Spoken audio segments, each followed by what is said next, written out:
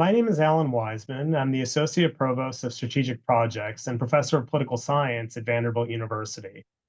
And along with Craig Volden of the Frank Baden School of Leadership and Public Policy at the University of Virginia, I co-direct the Center for Effective Lawmaking. We're very excited to welcome Congressman Darren Soto, who's represented Florida in the U.S. House of Representatives since 2017, to join us today. As many of you know, Congressman Soto currently represents Florida's 9th Congressional District, which is located in Central Florida and includes the cities of Kissimmee and St. Cloud. Prior to serving in the U.S. House, Congressman Soto practiced law as a commercial and civil rights attorney in Central Florida, and he was elected to the Florida State House in 2007, where he served for 6 years until he was elected to the Florida State Senate in 2012. Now, upon being elected to Congress and during his time in Congress, Representative Soto has distinguished himself from his peers in many notable ways in regards to his engagement with the legislative process.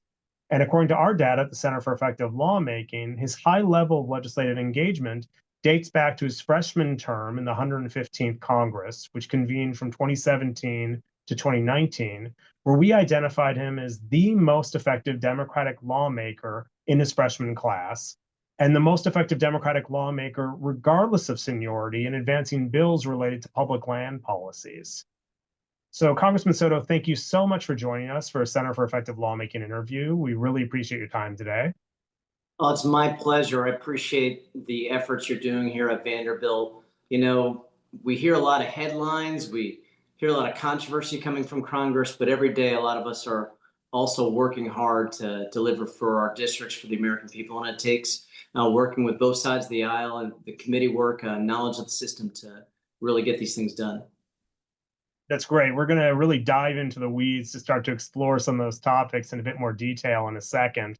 And to that end, as I described to you a little bit earlier, we have a series of fairly general questions to try to get a sense of the ways in which you've approached and navigated the legislative process. But throughout our conversation, we'd really welcome you to provide us with any examples that might come to mind to provide greater context and highlight your own personal experiences that have really shaped the ways in which you engage with lawmaking today. Absolutely. Happy to do it. Great. So all that said, why don't we just rewind the clock a little bit? Because what Craig and I would like to do is take a step back and get a sense of the ways in which your background, and by that I mean before you were elected to the U.S. Congress, shaped your time as a lawmaker in Washington. So, as I noted, let's just start with the fact that you had previously served in the Florida State House and State Senate before being elected to Congress. And if we really rewind the clock, close to 20 years now, I'd really like to hear your perspectives on, essentially what were you seeking to accomplish as a lawmaker when you were first elected to the Florida State House in 2007? And how did your perceptions of lawmaking evolve from the Florida State House to the Florida Senate until ultimately you were elected to the U.S. Congress?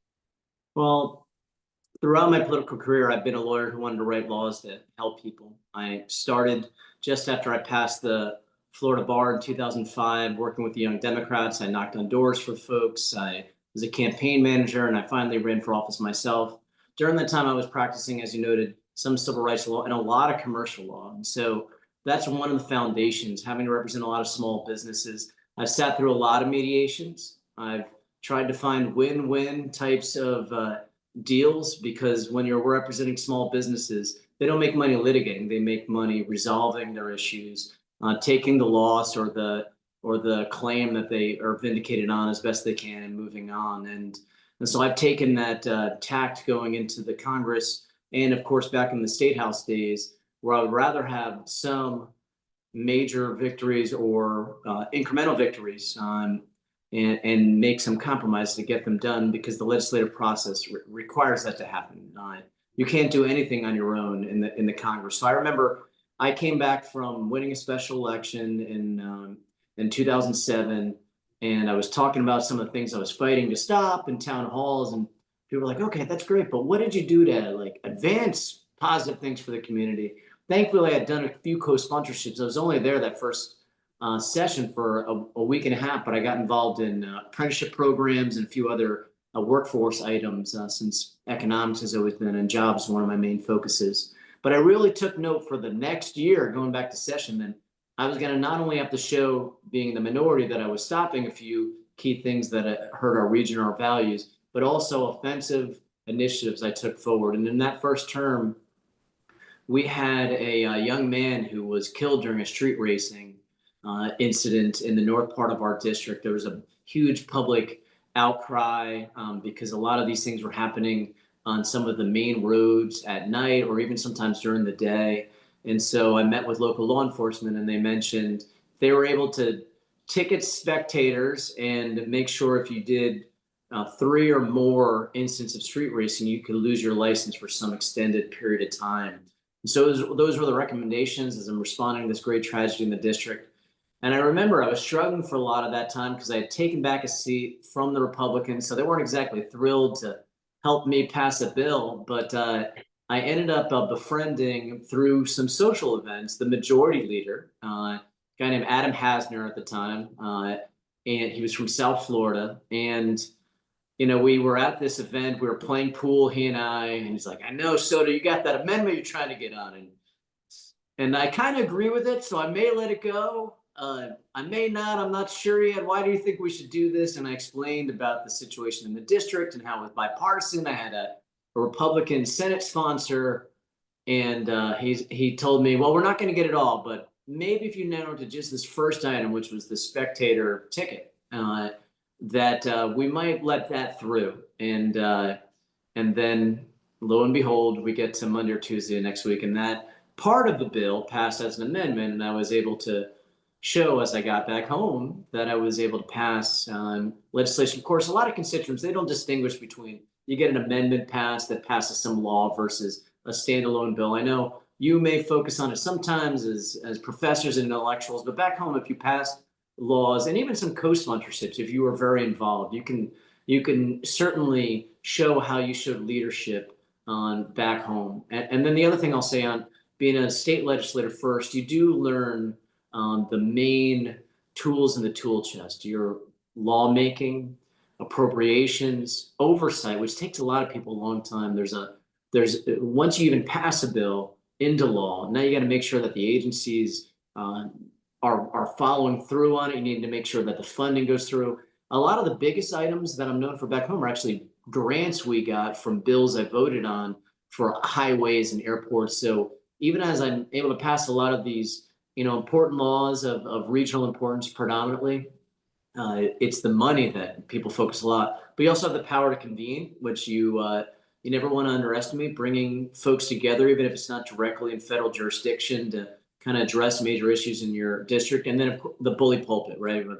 That President Roosevelt talked about back in the day, being able to help express your values, to be able to help shape public opinion. All these tools in the tool chest you learn as a state legislator, going from the minor leagues to the major leagues. You learn some of those things in local government, although it's not an exact equivalent. And then there are many other professions where people come into the Congress, and all that diversity is important. But it does help you hit the ground running to have a state legislative background going into the Congress. Yeah, thanks so much for that overview and for speaking with us today. Really appreciate it. I'm drawn towards the way that it sounds like you approach lawmaking in terms of a problem-solving approach. So if there is a street racing issue that you could address, or if you found things in your law practice, can you speak to a little bit more of what it means to be a lawyer in a legislature? Some people are, some people aren't. Does that help in a variety of ways? Does it just expose you to different problems that you're looking to solve? Does it help in the drafting of legislation? How does that all play out? Well, it certainly helps if you're going to write laws to know a few of them. And coming in as a 29-year-old, people are looking to see whether you're going to be too youthful and immature. And when you know the Constitution and the laws better than folks 20, 30 years or older, they notice that really quickly. And then youth can be an advantage because people know you have the energy and vigor to really go the distance with a lot of these initiatives that your folks are counting on, but also have the knowledge. So it can be a double-edged sword that can cut in your favor if you have a strong grounds in the law. Now, you do have to make sure you're not always speaking in lawyer speak when you're talking to constituents. You need to be able to articulate both the fine words of interpreting a Supreme Court interpretation, with saying things and value statements that people understand, and in layman's terms that you would talk to your friends or family members. So you have to also unlawyer yourself in some ways. I would say probably a lot of what we do is more like a closing statement in a jury trial than necessarily an appellate court argument or even a motion to dismiss where you're arguing matters of law. So you have to have the law on your side and you utilize that foundation, but you also need to be able to speak in plain language. And it can't all be intellectual. It can't all be cerebral. More than half the people in a lot of studies, they respond to value statements. They respond to passion. While some people, passion is an empty statement. They want to know the facts behind it. So when you communicate, you have to do a little of both. And so law can be a strength, but you also need to unlawyer yourself a little bit as you're working through all those things. The last thing I'll say is Congress and most legislators used to be majority lawyers for many, many, many, many years. But with the rise of a lot of money, you have rich business people are the most likely profession of folks coming into the Congress nowadays. It is expensive to win. I worked my way up, but some folks, they go straight into Congress. They have financial means. We've also seen some folks talk about how there's efficiencies in the private sector they'd like to see in government. I think with the executive branch running a major business certainly gives you some administrative skills like being a governor. I had a small business for 12 years, so I do talk about that quite a bit. And it's popular to a certain extent to come from a business background. So we lawyers are now probably the number 2 profession after business folks. And so that definitely shows in the Congress as we're trying to debate the finer topics of the Constitution. But it's still an edge in the Congress. And you could always tell when someone has to say, well, I'm not a lawyer, but blah, blah, blah, blah, blah. And they're allowed to make legal interpretations as legislators, unlike a lot of other professions, just by the fact that they're a legislator. But I then don't have to do that caveat. I just go right into it. And if you hear us talking about a statutory interpretation, it's very clear that a few of us who have legal backgrounds speak from a point of authority, because we've been dragged through admin law and environmental law and employment law and so many of these other areas of law that we have to work on in the Congress.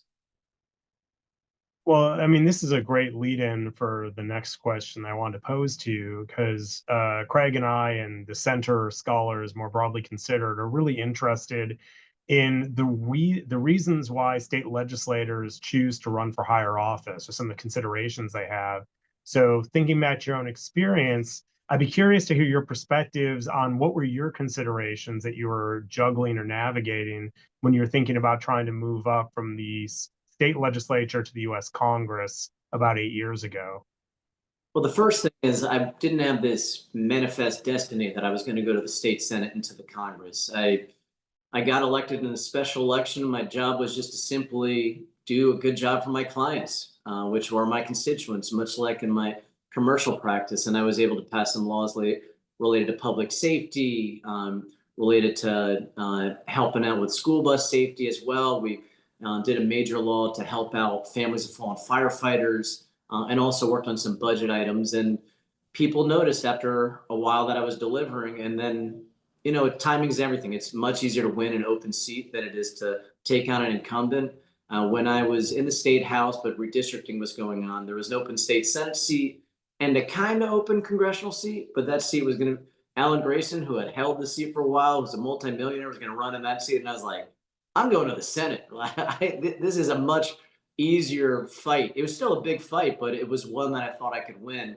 And also, these state ledge districts, they're about 160, 180,000 now.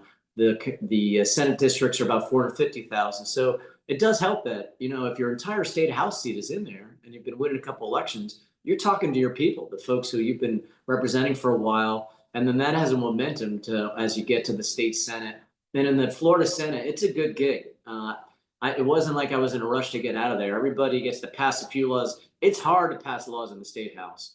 I feel like everybody gets a trophy or two in the state Senate. And then you get a lot more budget items. And those are, what I'm all about, deliverables for each area of the district. I have I had from 2010 to 2020 the fastest growing congressional district in the nation. So there's constant pressure on me to bring back infrastructure, jobs projects, environmental protection, among these other laws. And so that's what I've always had to do, and have a vision of something new, like Sunrail or expanding I-4 or a new terminal at the airport. And so working on these things, then as I was in the state Senate, my predecessor decided to run for the U.S. Senate. And, again, almost my entire state Senate seat was in that congressional seat. I had already been delivering for many years. I felt like I could run on a record of accomplishment, which was one of the things that distinguished me, along with being bilingual, somewhat bilingual. Spanish is my second language, and having a connection with the community. And that proved to be pivotal because I ran on a lot of things that I got done, and I was able to raise enough money, won a primary, and won the general election. But I will tell you, there's a lot more people who focus on the Congress than on the state legislature or in the local government. It should be the exact opposite, right? People should probably know their city commissioners and county commissioners, school board members the most. They are the ones who literally affect, from your garbage to your public safety to the local roads and all this. But nowadays, things are so nationalized that people really pay attention to the Congress. So when I looked at my name recognition, when they did polling, I had 26% of the new congressional district that knew who I was, and 25 out of those 26 liked me. So I was like, all right, that's a good start. But that's still a small amount of people for working for 10 years, working your tail off for folks. But it was a great foundation to work from. Now, because of all the ads and this focus on national politics, and it's almost like a sport to a certain extent, which we have to be careful about, right? It's about 75% name recognition with all these elections going on. So if I go into the pharmacy to pick up a prescription, or if I go into the grocery store to pick up my groceries, or any of these other places, I constantly get people recognizing me, saying hello, and I love people, so I love doing it. This is the wrong line of work if you don't like people, right? You gotta like folks. Empathy is one of the big things we stress in our office, putting yourself in people's shoes. So it does give you an advantage, but you still got a long way to go to get and win those congressional races. And if those right circumstances weren't there, I would have been more than happy to stay in the state Senate and do great work there, because really what I want to do is legislate and deliver, and I want to do it in ways that I can have the most impact. But also I'd rather be a state senator than running in a Don Quixote type of run for Congress that would end in failure. So it really had to line up right, and you deliver, and people give you other opportunities. Fantastic. So then you get to Congress, and you had a lot of experience as a lawmaker already in the state legislature, House and Senate. Did all of those lessons apply once you got to Congress, or were there things that were very different and you had to start from scratch? The surprise was, as crazy as you see on the news and all this controversy, a lot of the basics still worked well in the Congress. One, relationships are still so important. So while all of us in the Congress will tee off on who the President of the United States is, or defend them depending on who they are, if you treat your colleagues with respect in the Congress, especially your delegation, folks you serve with on committee, folks who are in caucuses with you, you can really develop really strong relationships, even as, President Trump is a controversial figure for we Democrats and some of the Republicans, and the Republicans certainly didn't withhold any of their fire against President Biden when he was in office. So, and that's our job, right? We're there to hold presidents accountable, but we're also there to be collaborative with our colleagues. And so, for instance, another advantage of being a state legislator, I knew 2/3 of the delegation before we got to the Congress because they served in the state legislature. So that helped with those relationships. And then, knowing the Florida delegation, we worked on different bills, like one of the, and having we had a Democratic senator at the time in Bill Nelson. So that was a big help with one of my first laws, the Hurricane Hunters Law, along with a post office. That at 2 laws passed made me the freshman with the most laws, as you mentioned. But it's like a game of inches between 2 laws and 1 law, and then, like most people, 0 in their first term, right? In fact, many members of Congress are there 6, 8 years and don't pass a single law, right? And so that relationship with our U.S. Senator, we work with him on the Hurricane Hunters bill. Obviously, Florida gets a lot of hurricanes. Our aging aircraft that would literally fly into the hurricane to be able to assess it needed to be upgraded. And so this bill that became law helped to upgrade that fleet as an example. And these relationships also matter in committee. There's a lot of Floridians now in the Energy and Commerce Committee. Both Kathy Castro and Gus Bilirakis are in leadership. I have excellent relationships with both of them.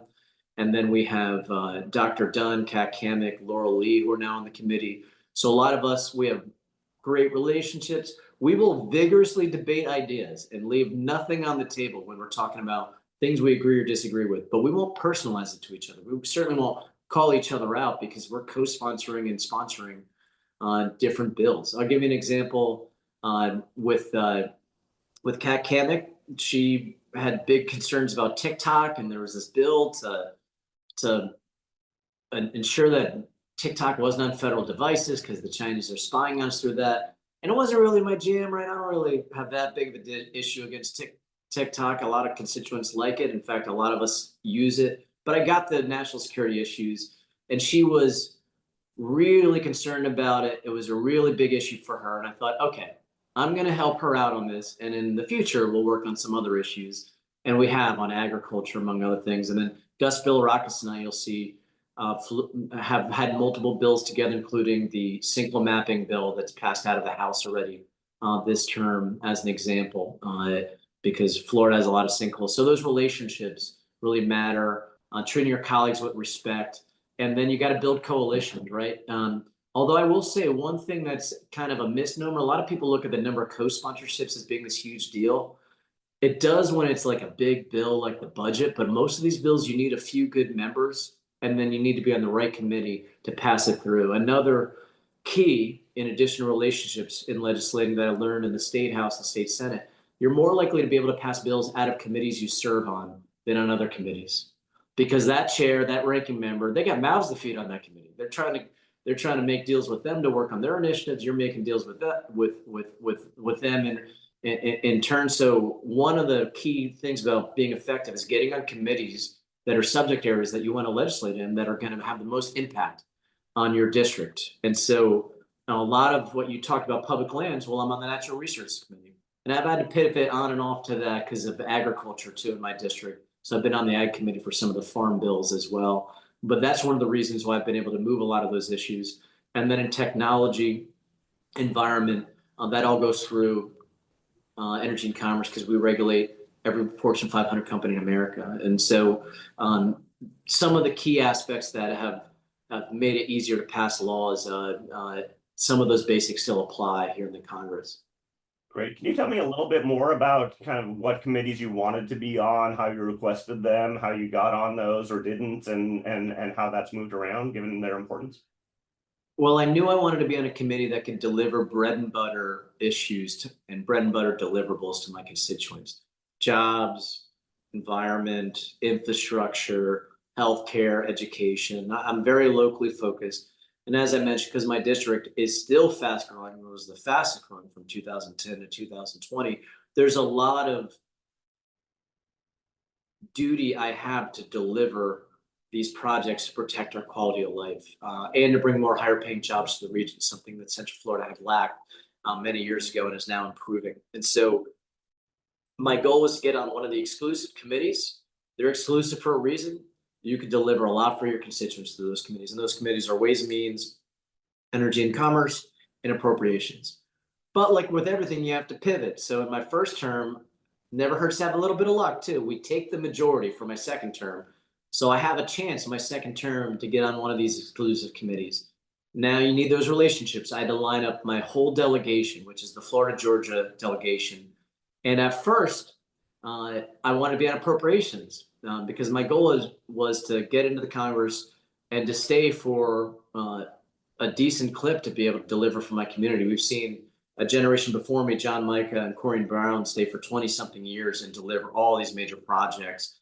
The first I-4 project, the new courthouse, the VA hospital, all these things that we desperately need. So I thought appropriations first.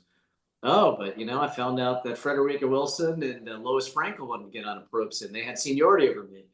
So I was like, all right, well, what's a better fit? And then I had to think, okay, if I was going to go for Ways and Means or in Commerce, I thought I would rather deal with the policy side of things than taxes and foreign trade. I'm like, I'm from Florida. We don't even like taxes in this state. This is not something I want to deal with for the rest of our career. So I thought, being a commercial lawyer, having strong background in all these different admin types of law, going to GW law and studying a lot of this stuff, I thought energy and commerce would be a great fit. Interesting thing, when I started working on it, my closest colleagues regionally were the hardest ones to get, because there's always a little rivalry in the same metro area, in the same media market. Everybody's worried about getting anybody else getting ahead of them, and it's a friendly rivalry. You also work together very closely. So I literally had to then ask the folks from South Florida and Georgia, knowing that I was struggling to get support in Central Florida. And one of those first meetings was with John Lewis, and I had, again, a great relationship. I got to sit next to him for 4 years, two of which would have happened at that time on the Steering and Policy Committee, which is the uh, Leader Pelosi's leadership committee.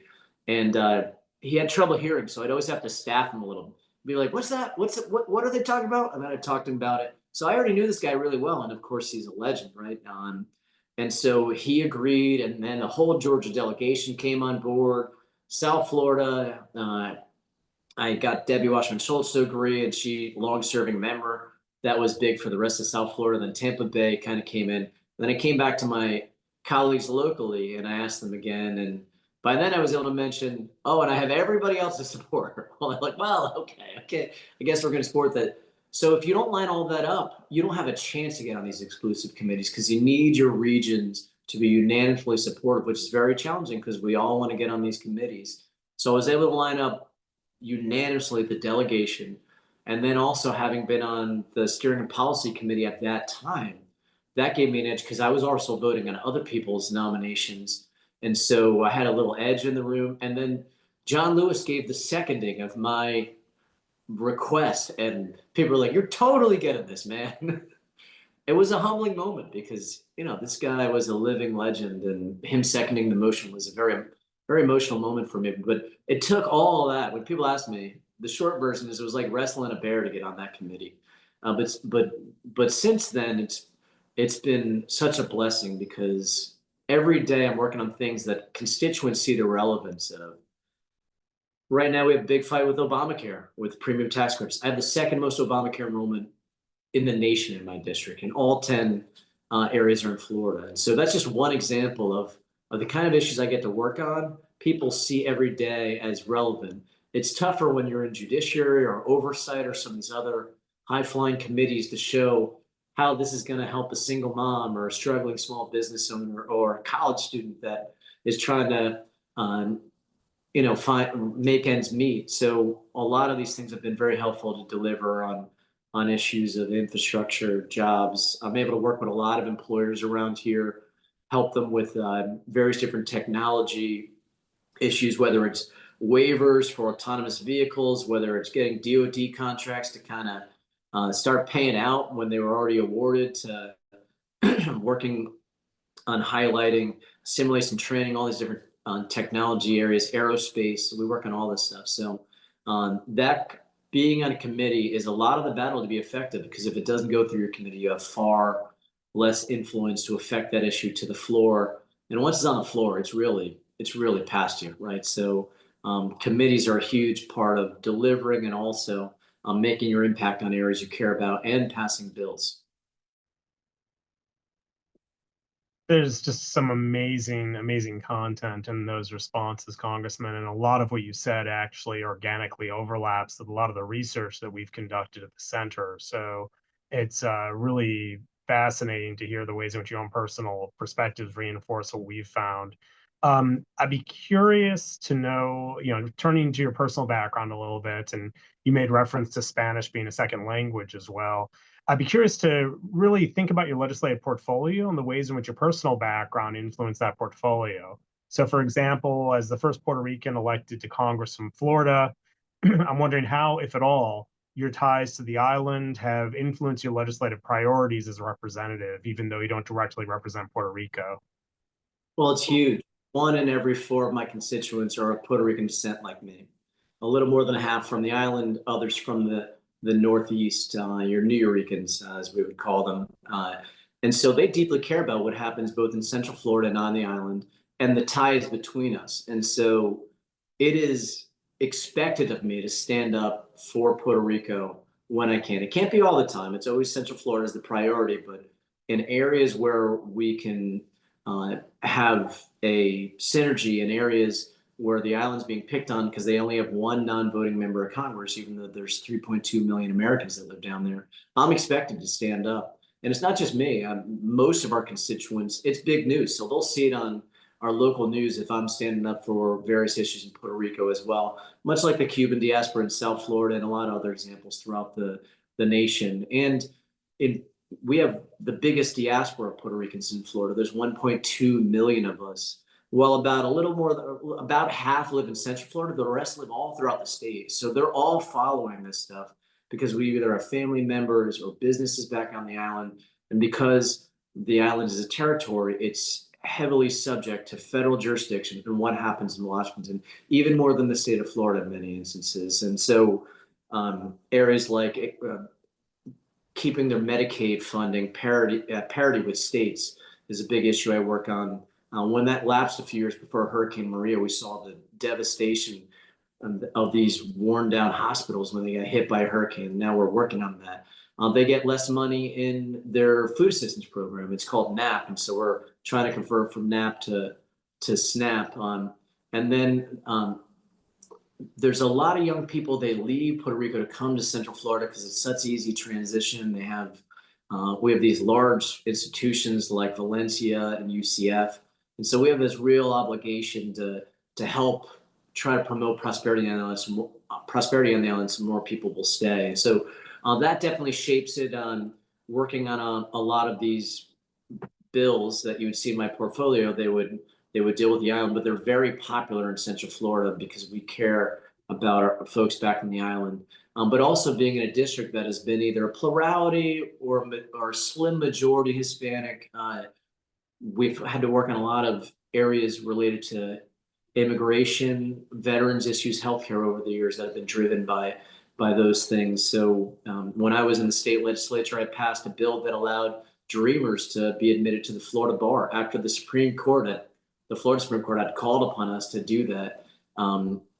What a difference 8 years makes, because that law, along with dreamers in-state tuition, was just removed. But at the time, we had passed it in a very dramatic fashion in the state Senate, along with in-state tuition. So that drove us stopping back in the day when I was in the state legislature, an Arizona-style immigration law where people could get stopped for looking Hispanic was something we were able to be involved in while other states passed it. And then they regretted it because it hurt their ag industry, of course.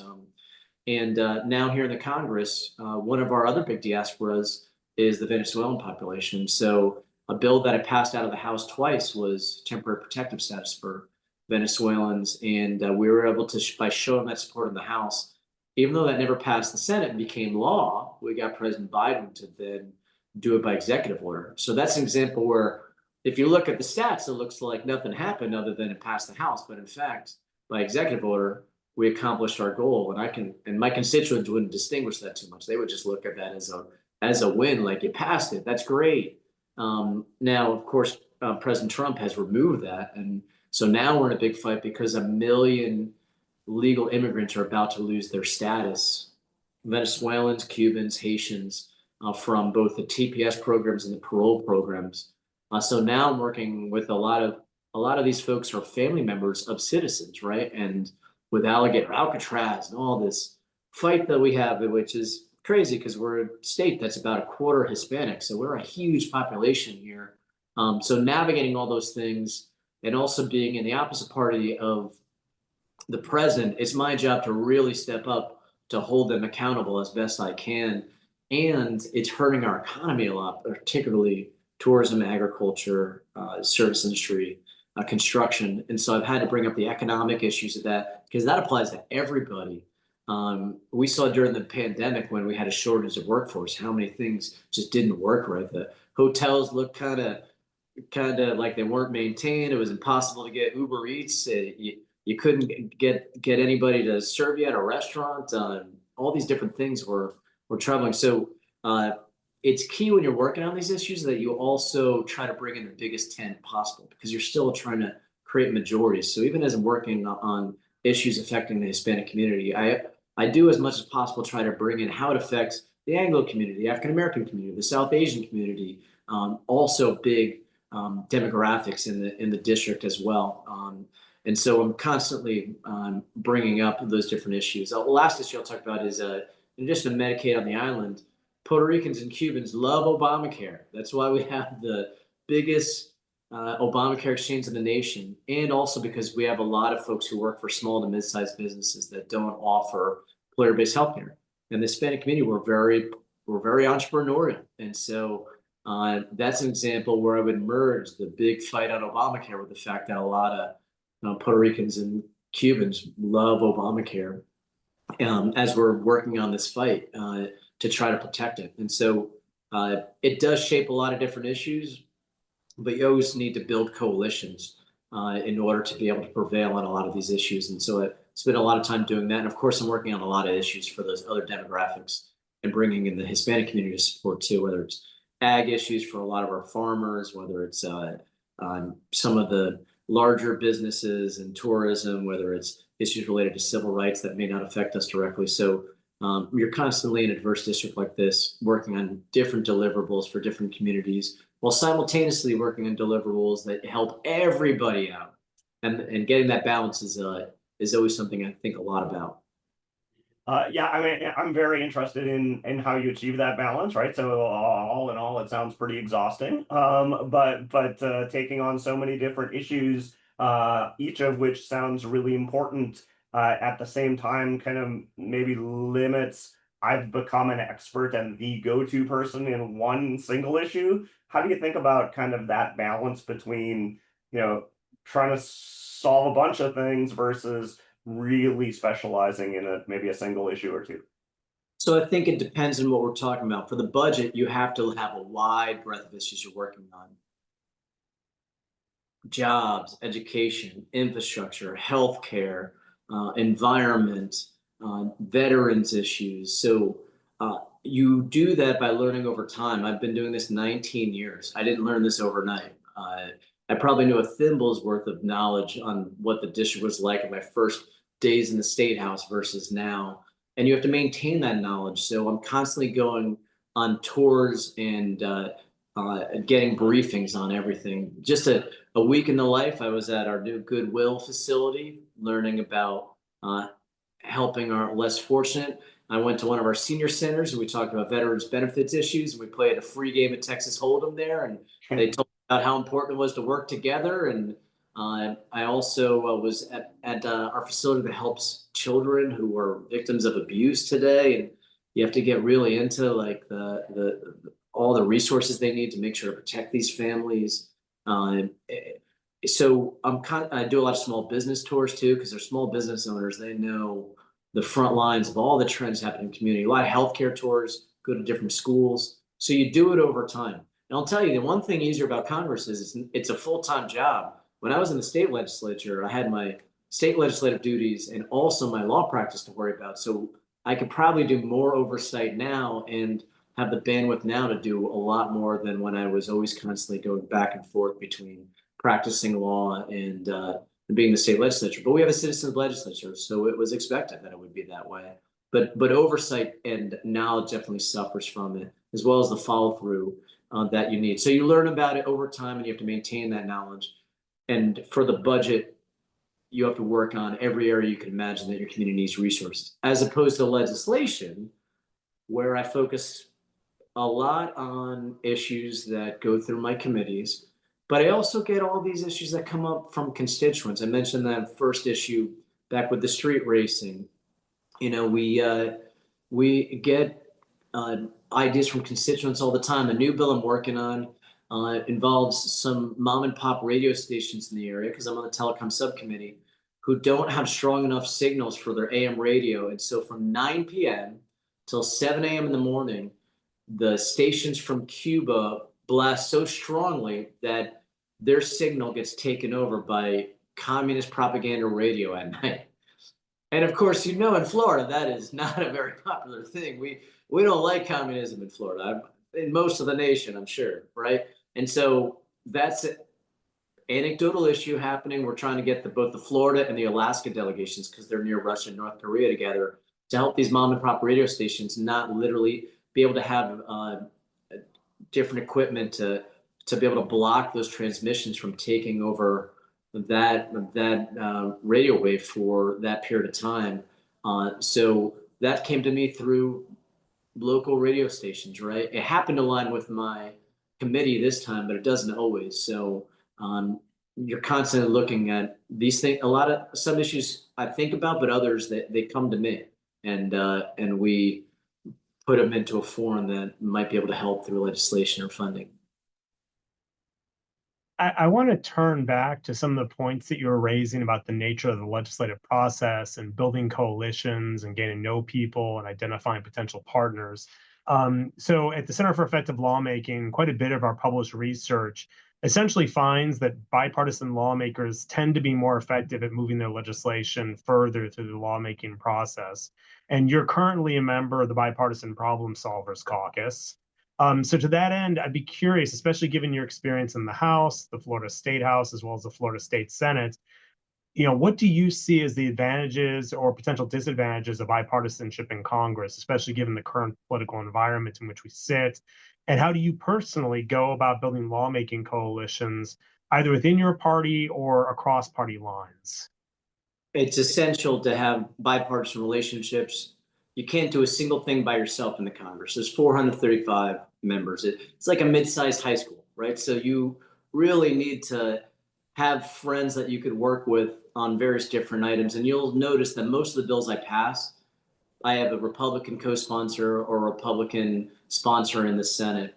So I'm working on a bill dealing with allowing the FTC to use AI to track injuries and fraud online. And in the House, it's my bill with a couple other members, and in the Senate, we've got both a Republican senator and a Democratic senator, both of whom used to serve on the Energy and Commerce Committee in the House, by the way. So that never hurts, and so it's absolutely essential. One fun thing about the Senate is if you serve with the senator in the House, you have a great relationship with them. If they're maybe your state senator, you probably know them too. If not, you don't know them and you're never going to get to know them. So when you're talking about relationships, that's another fun thing, is the longer you're in the House, more and more your friends end up in the Senate, and they're a huge help with bills like this one that we're moving forward. It's a lot easier to pass legislation that is bipartisan. You still also have to maintain a balance, because there's some values you're going to disagree with, and this is fundamental to your district, right? And you have to learn to be able to debate stuff really toughly in committee without personalizing it to anyone. So I may have one of my colleagues who are like, man, I really didn't like what you had to say. They're not mad at me. They just thought what I said really bothered them. That tells me it was an effective argument. And I've had them question their own beliefs on that issue. But they're not mad at me. They're more like, it's more like, in a football game where you have a good hit and afterwards people know, like, okay, that hurt, but that's part of the game. And it wasn't personalized. It wasn't like a dirty hit or anything like that. So you got to, because your constituents still want you to fight. And while I'm not really in the Congress to be involved in the culture wars, you get dragged into them. And I've never voted present on anything. I always either vote yes or no. And so naturally, by having to vote on all these things, you get dragged in a lot of things. And there are values that are different in my district versus some other districts in Florida. And so you still got to be able to stand up for your values, but do it in a way that you're not insulting your colleagues as you got to get things done. One of the areas that's most bipartisan is the budget and the grants. So for instance, we passed the infrastructure law a couple of years ago. In fact, it's almost 5 years ago. So we're already starting to work on the next one. Not that that's any guarantee. And out of that came a letter that I led with Mike Waltz, who ended up going into the administration. But he at the time was the representative from Volusia County. They have I-4, goes all the way over to Hillsborough and connects to Pinellas. And I knew as this was in the works that it looked like it was going to pass, that we needed to make sure we had unanimous consent, unanimous support, that we wanted funding to expand I-4, because I-4's got terrible traffic on it. And so when I came up to him, I said, you know, a generation ago, Corian Brown and John Micah were able to get together to get the money for the initial I-4 expansion, and they're further apart than you and I are. So certainly we can do this. We can get this together. He's like, yeah, that's true. And my folks commute into Orlando and they hate that traffic. So let me look at it. We ended up agreeing to do that. And because of that, every member from Pinellas to Volusia County, all across Central Florida and Tampa Bay, signed on. And when you're going to ask for billions of dollars, you need to make sure an administration wants to know no one's going to afterwards be like, oh, this is such a waste. What are you doing? They want to be universally either recognized or say nothing at all, right? And so that letter was the foundation for a lot of the efforts that went on afterwards, like constantly talking to Pete Buttigieg about the importance of the project, and then working with the state where we worked a lot with the Florida Department of Transportation. Even as the governor has sharp elbows, we have to work a lot with them and with the Department of Environmental Protection and Florida Wildlife Commission and others, committees that have a lot of overlap with those agencies to do these things. So you've got to simultaneously do that, while Mike and I might have debated vociferously other issues that are that we disagree on, in maybe the extent of what the military should be utilized for, some of the social issues. But we're able to come together for that, and that's the biggest federal project that's come to Central Florida since the last I-4 expansion. $3.4 billion, half federal, half state, but it started with a letter and a conversation. So the bills are great, but the budget is what people really, really recognize. And the hard thing for you all will be, it's hard to track the budget, right? How do you track that? Then all of that stuff led to, these people working on it to get it. It's my job in the never-ending battle of credit to talk about it over and over and over again.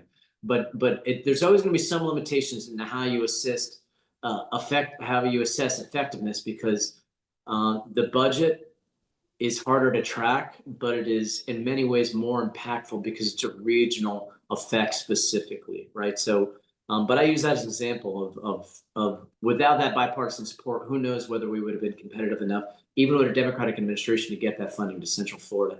And that is the biggest project we've had in a long time. Yeah, I appreciate all of that. And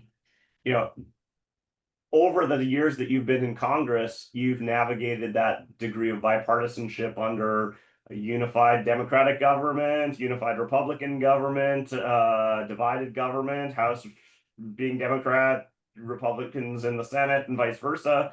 How does your approach to lawmaking change under those different circumstances?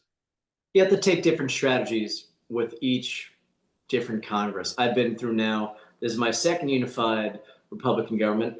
Me personally, I like being in a unified Democratic government, but you work on different areas.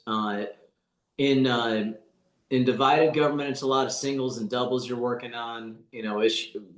Laws that are important, very bipartisan, that can, things like consumer protection or sinkholes is one of the things I'm working on right now as an example. That affects our whole state. So something that's very bipartisan that we can move.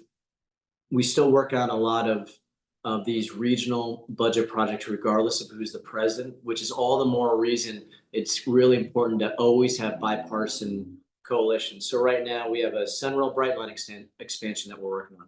That's a $6 billion project. While the vote to get the infrastructure law provided the money, now there's like a 5, 6, 7-year battle to get all that down here, and about half of that $6 billion project would be from the federal government. That project is going to connect our initial Sunrail to the airport, to the theme parks, and then Brightline is going to connect to Tampa, and it already is connected from Orlando to Miami. So huge project, and Daniel Webster and I have worked a lot on that. Maxwell Frost, Corey Mills, and and Scott Franklin and others. So regardless of who's present, we have a bipartisan coalition to work on that. I also have Orlando International Airport in the district, which huge economic driver. 40% of all the tourists come in through that area. And so we need a new TRACON, which is the building that works along with the air traffic control tower, something that's been under intense focus right now. So that we got those same players together. Since I do a lot of the regional focus, it was my idea to do those letters. Everybody jumped on board. And now, even with this change of administration, we're on the list. The TRACON's under design. The FAA founded the site in Orlando International Airport, and now we're working on the 60-70 million that we'll need to build it to maintain air traffic control. So those would be two projects, but I have a bunch of other ones that I'm working on, and I still would have bipartisan support, would want bipartisan support, whether it's a Democratic or Republican administration. There's no doubt, though, with a Democratic president, I'm able to bring larger amounts of money down than with a Republican president. We are still Florida, the president's home state, so we're able to get some things. But for instance, we brought a massive amount of funding to create a microchip manufacturing center called Neo City in Kissimmee. We make aerospace microchips. It's a great niche with aerospace and space out of Cape Canaveral, and we have Skywater runs it, but we have Lockheed Martin involved in all these other areas. And so we lined up about $500 million in funding between DoD contracts, CHIPS funding, and American Rescue Act funding. It was still bipartisan. Webster helped out. Senator Rubio helped out at the time, among others. But the other thing is, when we were in a unified Democratic government, we passed some pretty large pieces of legislation that had funding opportunities. That definitely helped, right?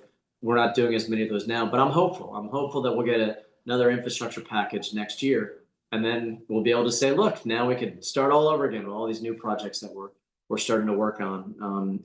So it could ebb and flow a little bit on the projects, but to stand the test of time, you always want to have these be bipartisan, and then we highlight them, and all of us can show our constituents we're working together, even if we may be fighting like cats and dogs on one of these social issues that come on that our constituents just vehemently disagree about.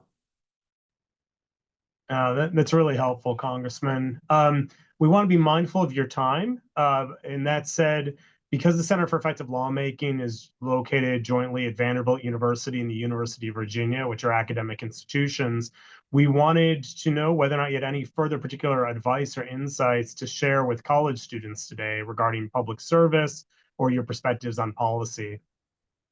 Absolutely. All politics are local, so take it to heart. More than half, I think about 2/3 of my staff all went to Florida universities or colleges. Most of my interns are from Central Florida. Everyone who works in my office, but one, has lived in Florida some period of time. So your best chance to break through is with your local folks, whether it's in Tennessee or Virginia or other areas. That really makes a big difference, right? And then I encourage universities to have internship programs that they help sponsor on the Hill. My chief of staff now was my intern in the state Senate from the University of Florida, right? My chief and my district chief switched because she wanted to go back to Florida. And so that opened up an opportunity for my deputy chief to become the chief of staff. And she started through a program run through the Bob Graham Leadership School. Those internships are the foot in the door, and it may not pay dividends right away, and that you may not be able to automatically convert that to a paid position. But over time, whether you go and work in business or as a reporter or in academia or as staff, or you're crazy enough to run for office yourself, those internships are very helpful. So I encourage both you all and University of Virginia to consider giving your students opportunities, and students who are watching this, take advantage of those opportunities. And it doesn't have to be through the university. There's other programs too. I'm the chair of CHCI, the Congressional Hispanic Caucus Institute. So we sponsor dozens and dozens of interns of Hispanic descent on the Hill. as well. So feel free to look into CHCI as well as an opportunity for folks as well. But that is a huge way. And then campaigns. I'm not going to get too into that, but you start knocking on doors for other candidates and volunteering, and that is another way. If you cross the channel with William the Conqueror, you know you're going to have a bright future, right? So getting in on the ground floor with some of these folks who win, and yes, it's high stakes because most people lose, right? So you're volunteering for someone who didn't do it, it doesn't work out. That's why a lot of this can be so high stakes, but you get on enough campaigns, hopefully you'll pick a winner now and again, and that always is another way. And then policy too. You know, we have legislative teams in the Congress, and those are some of the positions where we may not be as likely to promote from within or from an intern unless they really had a good grasp of that subject matter. So legislative is also for grad students and an opportunity as well. And then administrations, when it's an administration you agree with, there's 5,000 plus appointed positions, and a lot of those folks start as interns. Then in the next time their party has the administration, then they might be an appointee, and then they move their way up. And so that's another amazing way. And it doesn't hurt to work on presidential campaigns too. Again, high stakes, right? But those are all ways to be able to get involved in the political process. But the most important, I think, is working through your local universities and trying to get one of those initial internships to get an assessment of whether it's something you like and something that you want to continue to work with. Well, thanks so much for sharing those insights. Thank you for your public service. You've been very kind to answer all of our questions, but we're not sure we asked you absolutely everything we should have. Before we wrap up, is there anything about effective lawmaking, either at the state legislative level or in Congress, that you'd like to share with our viewers? Well, it helps to be an optimist and have unending energy and believe in what you're doing.